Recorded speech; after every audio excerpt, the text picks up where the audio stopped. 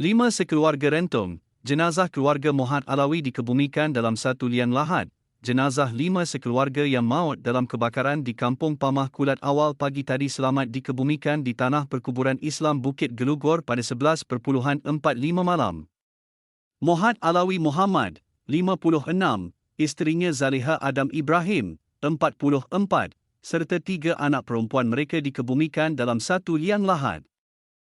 5 van membawa jenazah tiba sekitar 10.48 malam selepas proses bedah siasat dan pengurusan jenazah di Hospital Raub. Solat jenazah turut dilaksanakan di Masjid Tengku Abdullah Kampung Pamah Kulat sebelum pengebumian dalam suasana hiba yang dihadiri kira-kira 500 ahli keluarga dan penduduk setempat. Dalam kejadian kira-kira jam 3 pagi itu, rumah mangsa musnah sepenuhnya bersama 3 kereta dan 3 motosikal.